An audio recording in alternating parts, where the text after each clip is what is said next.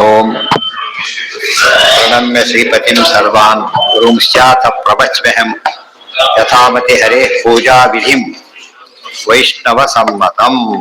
ಪೂಜಾ ವಿಧಿ ಹೇಳ್ತಾ ಇದ್ದಾರೆ. ಅದರಲ್ಲಿ ನೆಕ್ಸ್ಟ್ ಬಂದಿದ್ದು ಯಾವುದು? ಇಷ್ಟ ದೇವಗೃಹ ಪ್ರವೇಶ ಆಯ್ತು. ಈಗ ಪ್ರವೇಶ ಆದ್ಮೇಲೆ ಭೂತೋಚ್ಚಾಟನೆ ಮಾಡಬೇಕು. ಭೂತಗಳು ಎರಡು, ಕಣ್ಣಿಗೆ ಕಾಣವು, ಕಾಣದೇ ಇರೋದು. ಇವೆಲ್ಲ ಏನ್ ಮಾಡಬೇಕು? ಈಕ್ಷಯ ತಾನ ಮಾಡೋದು. ಪಾಷ್ಟಿಘಾತ ತ್ರಯೇಣ ಚ ಅಂತ ದಿವಿ ಅಂತರಿಕ್ಷ ಭೂಮಿಷ್ಠಾನ್ ವಿಜ್ಞಾನ್ ಉಚ್ಚಾಟಯೇತ್ ಸುಧಿ. ಮೇಲಿರೋದನ್ನ ನೋಡೋದಕ್ಕೆ ಕೆಲವು ಇದ್ರೆ, ಉದಾಹರಣೆಗೆ ಮೇಲೆ ಒಂದು ಕೂತಿದೆ, ಬಿದ್ದು ಬಿಟ್ರೆ ಕಷ್ಟ. ಈ ನೋಡೋದಕ್ಕೆ ಏನ್ ಸಾಕು? ಏನ್ ಮಾಡ್ಬೇಕು? ಈ ಕ್ಷಯ ಸರಿಯಾಗಿ ನೋಡಿ ಕೂತ್ಕೋಬೇಕು, ಸರಿಯಾಗಿ ನೋಡ್ಬೇಕು.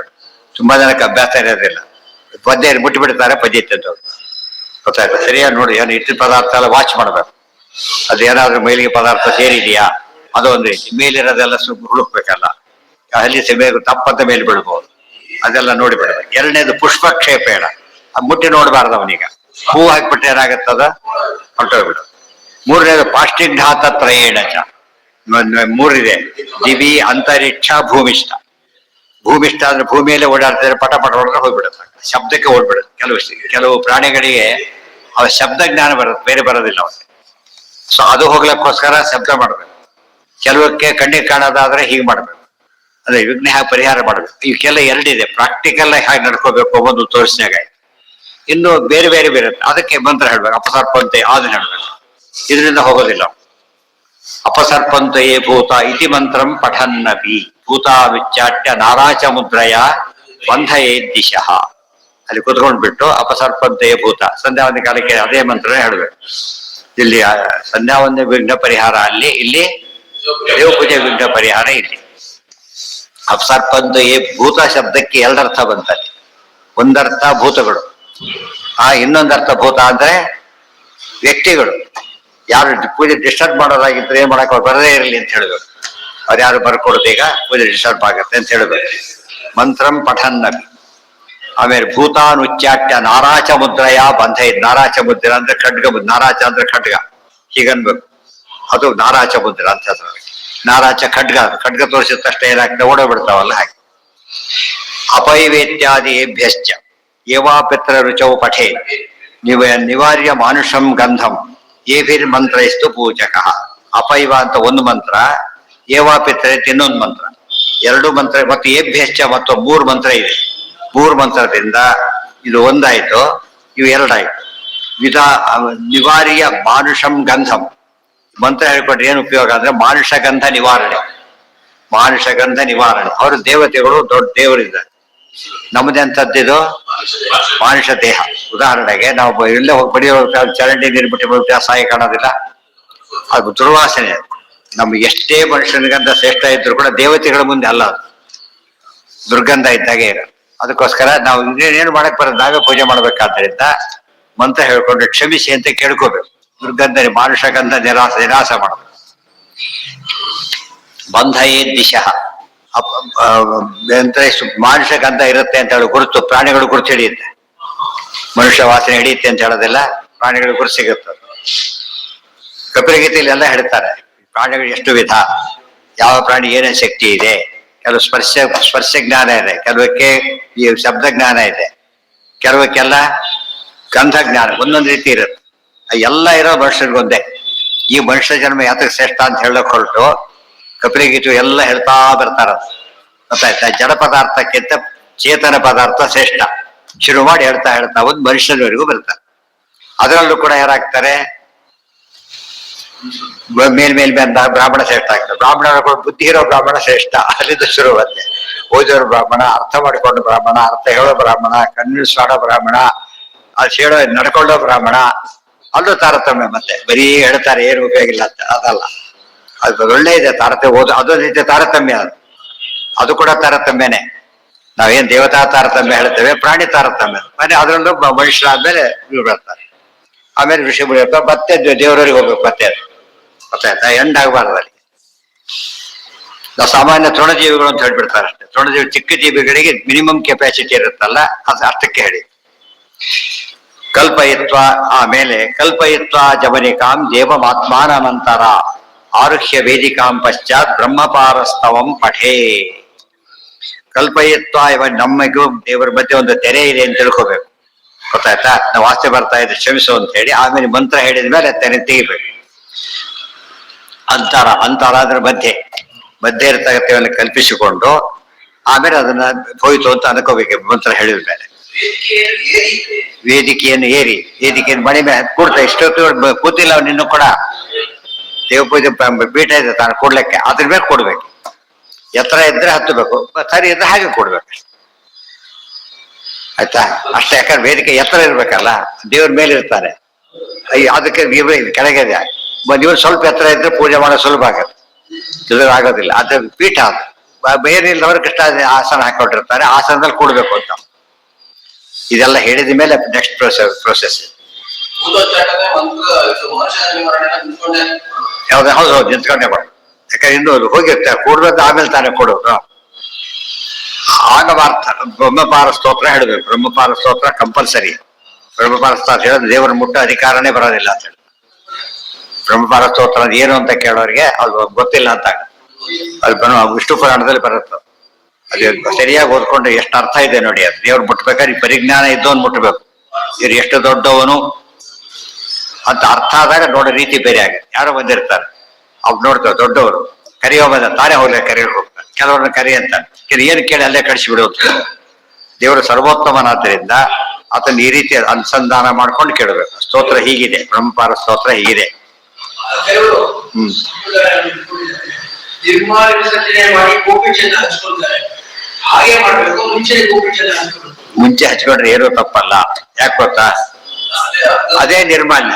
ಗೋಪಿಚಂದ ನಿರ್ಮಾಲ್ಯ ಅಂತ ಹೇಳಿಲ್ಲ. ಕೆಲವ್ರು ಹಾಗೆ ಮಾಡ್ಲಿ, ತಪ್ಪಲ್ಲ. ಹೀಗೆ ಮಾಡಿದ್ರು ಸರಿ, ಹಾಗೆ ಅವ್ರ ಅನುಸಂಧಾನ ಇದ್ರೆ ಮಾಡ್ಲಿ, ಬಟ್ ಮಾಡ್ಲೇಬೇಕು ಅಂತ ಹೇಳಾಗಿಲ್ಲ. ಅದೇ ನಿರ್ಮಾಲ್ಯವಾದ್ದರಿಂದ ಬೇಕಿಲ್ಲ. ಮಾಡಕ್ ಅವಕಾಶ ಇತ್ತು, ಯಾರೋ ಮಾಡಿದ್ರೆ ಸರಿ ಮಾಡಿ ಅಷ್ಟೇ. ಬ್ರಹ್ಮಪಾರಂ ಮುನೇ ಶ್ರೋತುಂ ಇಚ್ಛಾಮಃ ಪರಮಂ ಸ್ತವಂ ಜಪತಾ ಕಂಡುನಾ ದೇವೋ ಏನಾರಾಧ್ಯತ ಕೇಶವಃ. ವಿಷ್ಣು ಪುರಾಣದಲ್ಲಿ ಇವೆಲ್ಲ ಸಿಗುತ್ತೆ, ಹಾಗೆ ಸಿಗುತ್ತೆ, ವ್ಯತ್ಯಾಸನೇ ಇಲ್ಲ. ಬ್ರಹ್ಮಪಾರಂ, ಬ್ರಹ್ಮಪಾರ ಸ್ತೋತ್ರ, ಬ್ರಹ್ಮಪಾರ ಸ್ತೋತ್ರ ಅವ್ರು ಕೇಳ್ತಾರೆ ಬ್ರಹ್ಮಪಾರ ಸ್ತೋತ್ರ ಕೇಳಕ್ಕೆ ಇಷ್ಟಪಡ್ತಾ ಇದ್ದೇವೆ, ನಮಗೆ ಹೇಳಿ. ಅದು ಕಂಡಿದ್ದು ಯಾರು ಅಂತ ಕೇಳಿದ್ರೆ, ಕಂಡು ಅಂತ ಋಷಿ ಹೆಸರು. ಕಂಡವ್ರು ಯಾರು? ಕಂಡು ಉತ್ತರ ಅಲ್ಲೇ ಇದೆ ನೋಡಿ. ಇದೆ, ಅದೇ ಹೇಳ್ತಿರೋದು. ಈಗ ಇಷ್ಟ ಹೇಳಿದ್ರು ಸಾಕು. ನಿತ್ಯ ಹೇಳ್ಬೇಕಾದ್ರೆ ಜಪ ಬೇರೆ, ಪಠಣ ಬೇರೆ. ಜಪ ಮಾಡ್ಬೇಕಾದ್ರೆ ಅವೆಲ್ಲ ಹೇಳಲೇಬೇಕು. ಬರೀ ಸ್ತೋತ್ರ ವಿಷ್ಣು ಹಾಗೆ ಹೇಳ್ಬೋದು. ಜಪ ಮಾಡ್ಬೇಕಾದ್ರೆ ಅಂಗನ್ಯಾಸ, ಕರನ್ಯಾಸ ಅವೆಲ್ಲ ಮಾಡ್ಬೇಕು. ಏನ? ಹೌದು, ಪೂಜಾಧಿಕಾರ ಸಿದ್ಧಾರ್ಥಂ ಬ್ರಹ್ಮಪಾರಸ್ತವ ಪಠನೆ ವಿನಿಯೋಗ ಅಂತ ಹೇಳ್ಬೇಕು. ಹೌದು, ಪೂಜಾಧಿಕಾರನೇ ಬರೋದಿಲ್ಲ. ಅಲ್ಲಿದೆ ನೋಡಿ ಮುಂದೆ. ಬ್ರಹ್ಮಪಾರ ಮುನೇಹೇ ಬ್ರಹ್ಮಪಾರಂ ಮುನೇ ಶ್ರೋತುಂ ಇಚ್ಛಾಮ ಪರಮಂ ಸ್ತವಂ ಜಪತಾ ಕಂಡುನಾ ದೇವಃ ಏನ ಆರಾಧ್ಯತ ಕೇಶವ. ಕಂಡು ಅಂತಕ್ಕಂಥ ಮುನಿ ಹೆಸರೇ ಅವರು. ಅವರದನ್ನು ನೋಡಿ ದೇವರನ್ನ ಆರಾಧನೆ ಮಾಡಿದ್ದಾರೆ. ಅದನ್ನ ನಾವು ಕೇಳಬೇಕಾಗಿದೆ, ಹೇಳಿ ಅಂತ ಕೇಳುತ್ತಾರೆ. ಪಾರಂ ಪರಂ ವಿಷ್ಣುರನಂತ ಪಾರಃ ಪರಪರಾಣಾಮಪಿ ಪಾರಪಾರಃ ಸಬ್ರಹ್ಮಪಾರಃ ಪರಪಾರಭೂತಃ ಪದಂ ಪರಂಪರೇಭ್ಯ ಪರಮಾರ್ಥ ರೂಪಿ. ಬರೀ ಪರ ಅಂತಾರೆ. ಬ್ರಹ್ಮಪಾರ. ಬ್ರಹ್ಮ ಶಬ್ದ ತುಂಬಾ ಬಂದಿದೆ, ಪಾರ ಶಬ್ದ ತುಂಬಾ ಬಂದಿದೆ. ಬ್ರಹ್ಮಪಾರ ಸ್ತೋತ್ರ ಅಂತ. ಈಶಾವಾಸ್ಯಂ ಶುರುವಾಗಿದ್ದಕ್ಕೆ ಈಶಾವಾಸ್ಯ ಉಪನಿಷತ್ತು ಅಂತಾರಲ್ಲ, ಹಾಗೆ ಮೊದಲನೇ ಪದನೇ ಬ್ರಹ್ಮಪಾರ ಅಂತಿದೆ. ಶುರು ಮಾಡಿದ್ದೆ ಬ್ರಹ್ಮಪಾರ ಬ್ರಹ್ಮ ಮುನೇಶ್ವರ ಅಂತೆ. ಪಾರಂ ಪರಂ ವಿಷ್ಣುರ್ ಅನಂತ ಪಾರಃ ಪರಪರಾಣಾಮಪಿ ಪಾರಪಾರಃ ಸ ಬ್ರಹ್ಮಪಾರಃ ಪರಪಾರಭೂತಃ ಪರಂಪರೇಭ್ಯಃ ಪರಮಾರ್ಥರೂಪಿ ಸಕಾರಣಂ ಕಾರಣತಸ್ತತೋಪಿ ತಸ್ಯಾಪಿ ಹೇತುಃ ಪರಹೇತುಃ ಕಾರ್ಯೇಷು ಚೈವಂ ಸಹಿ ಕರ್ಮ ಕರ್ತೃ ರೂಪೈರಶೇಷೈರವತೀಹ ಸರ್ವಂ ಬ್ರಹ್ಮ ಪ್ರಭುರ್ ಬ್ರಹ್ಮ ಸರ್ವಭೂತೋ ಬ್ರಹ್ಮ ಪ್ರಜಾನಾಂ ಪತಿರ್ಚ್ಯುತೋಸೌ ಬ್ರಹ್ಮವಿಯಂ ನಿತ್ಯಮಜಂ ಚ ವಿಷ್ಣು ಅಪಕ್ಷಯಾದ್ಯೈಹಿ ಅಖಿಲೈರಸಂಗೀ. ಆಮೇಲೆ ಬ್ರಹ್ಮಾಕ್ಷರಮಜಂ ನಿತ್ಯಂ ಯಥಾಸೌ ಪುರುಷೋತ್ತಮಃ ತಥಾ ರಾಗಾದಯೋ ದೋಷಾಃ ಪ್ರಯಾಂತು ಪ್ರಶಮಂ ಮಮ. ಏತದ್ದೈ ಬ್ರಹ್ಮಪಾರಾಖ್ಯಂ ಸಂಸ್ತವಂ ಪರಮಂ ಪಠನ್ ಅವಾಪ ಪರಮಾಂ ಸಿದ್ಧಿಂ ಸ ಸಮಾರಾಧ್ಯ ಕೇಶವಂ. ಇಷ್ಟೇ ಆಯ್ತಾ. ಇಷ್ಟು 5 ಶ್ಲೋಕ ಇದೆ. ಇದನ್ನ ಹೇಳಿದ ಮೇಲೆ ಆಗ ದೇವ್ರ ಬೆಟ್ಟ ಮುಟ್ಟಿ ಮುಂದೆ ಶುರು ಮಾಡ್ತಾರೆ.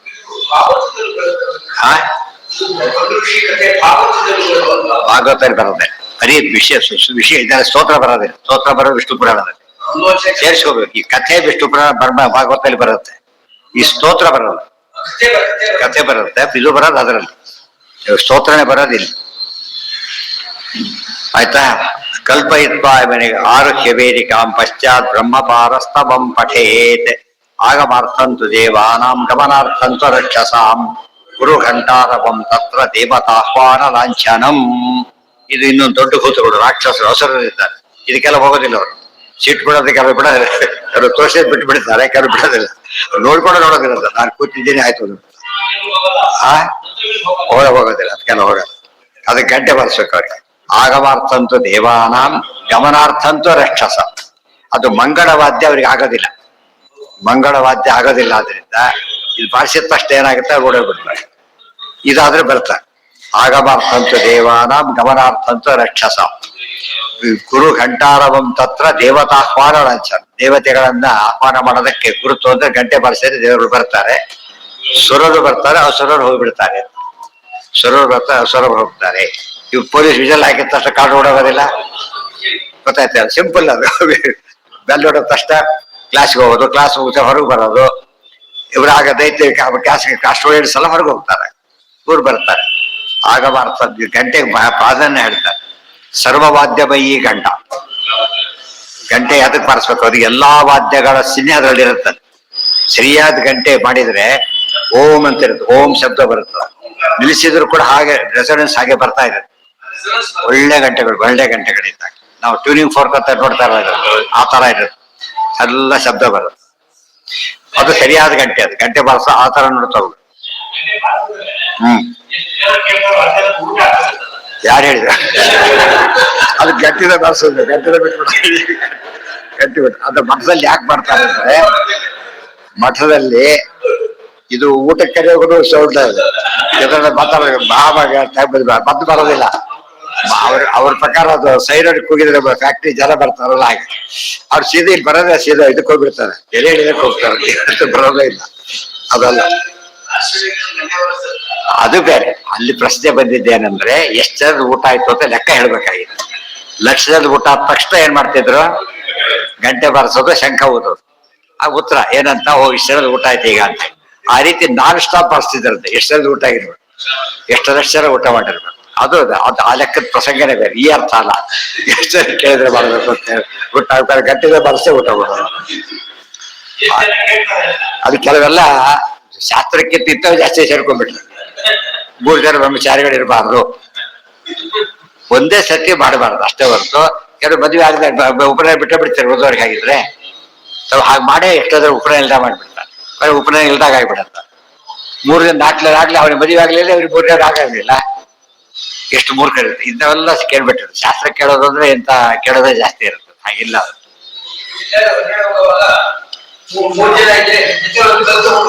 ಏನ್ ತಗೊಂಡ್ ಹೋಗ್ತಾರೆ ಅವೆಲ್ಲ. 3 ಜನ ಹೋಗ್ಬಾರ್ದು, ಅವೆಲ್ಲ ಪದ ಹೇಳಿದ್ನಲ್ಲ. ಜನರಲ್ಲಿ 3 ಜನ ಬಂದ್ರೆ ಹರಟೆ ಹೊಡಿತಾರೆ, ಬೇಡ ಮುಖ್ಯ ವಿಷಯ ಬಿಟ್ಬಿಟ್ಟು ಮಾತಾಡ್ತಾರೆ.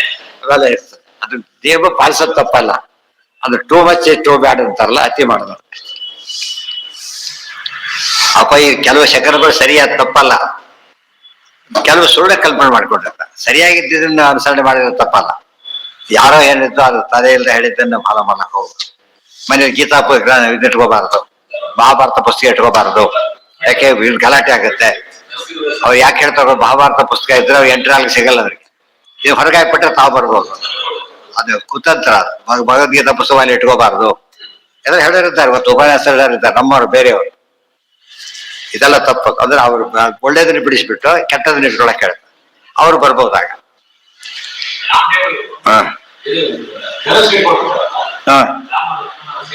ಹೌದು. ಯಾಕಂದ್ರೆ ಧನಸ್ ಇದೆಯಲ್ಲ, ನಮ್ಮನ್ನ ನೋಡ್ಬೇಕಂತ ಕನ್ಫ್ಯೂಸ್ ಮಾಡ್ಕೊಂಡು ಹೊಡೆದ್ಬಿಟ್ಟಕ್ಕಂತ ತಪ್ಪದು. ಅಂದ್ರೆ ತಿಳುವಳಿಕೆ ಇಲ್ಲ. ಅದೆಲ್ಲ ಬಿಡಿಸಿ ಒಳ್ಳೆ ದೇವತೆ ಚಿತ್ರ ಬಿಡಿಸ್ಬಿಟ್ಟು ಕೊನೆಗೆ ದೇವ ಚಿತ್ರ ಹಾಕೊಳ್ಳಿ ಅಂತ ಆ ರೀತಿ ಹೇಳ್ತಾರೆ. ಆಗಮಾರ್ಥಂತ ದೇವಾನಾಂ ಗಮನಾರ್ಥಂತ ರಕ್ಷಸಾಂ ಗುರುಘಂಟಾರಾಮಂ ತತ್ರ ದೇವತಾ ಮಾಲ. ಮುಂದಿನ ನೋಡಿ ಸ್ವಾರಸ್ಯ ಎಷ್ಟಿದೆ ಅಂದ್ರೆ, ಅಜ್ಞಾನಾತ್ ಜ್ಞಾನತೋ ವಾಪಿ ಕಾಂಸ್ಯ ಘಂಟಾಂ ನವಾದಯೇ ರಾಕ್ಷಸಾನಾಂ ಪಿಶಾಚಾನಾಂ ತದ್ದೇಶೇ ವಸತಿರ್ಭವೆ. ಸುಮ್ಮನೆ ಶ್ಲೋಕ ಓದಿದ್ರೆ ತಿಳುವಳಿಕೆ ಇದ್ದೋ ತಿಳುವಳಿಕೆ ಇಲ್ದೇನೋ ಕಂಚಿನ ಗಂಟೆ ಬಾರಿಸ್ಕೊಡುದು. ಆಕ್ಚುಲಿ ಬಾರಿಸೋದು ಯಾವ್ದು ನಾವು? ಕಂಚಿನ ಗಂಟೆನೆ ಬಾರಿಸೋದು. ಆ ಶ್ಲೋಕ ಹಾಗಿದೆ, ಅರ್ಥ ಆಯ್ತಾ? ಆಮೇಲೆ ರಾಕ್ಷಸಾನಾಂ ಪಿಶಾಚಾನಾಂ ತದ್ದೇಶೇ ವಸತಿರ್ಭವೆ. ಆ ಗಂಟೆ ಬಾರಿಸಿದ್ರೆ ರಾಕ್ಷಸ ಪಿಶಾಚಗಳು ಬಂದು ಬಿಡ್ತಾರೆ, ಹೋಗ್ಬಿಡ್ತಾರಲ್ಲ, ಬಂದು ಬಿಡ್ತಾರೆ ಅಂತ ಅರ್ಥ ಆಯ್ತಾ? ಆದ್ರೆ ಈ ಪದ್ಧತಿ ಇದೆ. ಆ ಕಡೆ ಸಾಮಾನ್ಯವಾಗಿ ಬೆಳ್ಳಿ ಗಂಟೆ ಉಪಯೋಗಿಸ್ತಾರೆ, ಇದು ಉಪಯೋಗಿಸಲ್ಲ. ನಾವ್ ಎಲ್ಲ ಇದ್ದಿದ್ರು ಇದು ಮಾತ್ರ ಕಂಚಿಂದ ಉಪಯೋಗಿಸ್ತಾರೆ. ಒಳ್ಳೆ ಸೌಂಡ್ ಬರುತ್ತೆ. ಅದರಲ್ಲೂ ಬರ ಮಾಡಿರ್ತಾರೆ. ಬಟ್ ನಿಯಮ ಏನು, ಇದು ಹೇಗೆ ಅರ್ಥ ಮಾಡ್ಕೊಂಡ್ರು ಅಂದ್ರೆ, ಇದು ಹಾಗೆ ಅರ್ಥ ಮಾಡ್ಕೊಂಡು ಕಂಚಿನ ಗಂಟೆ ಬಾರಿಸ್ತಾ ಇರ್ತಾರೆ.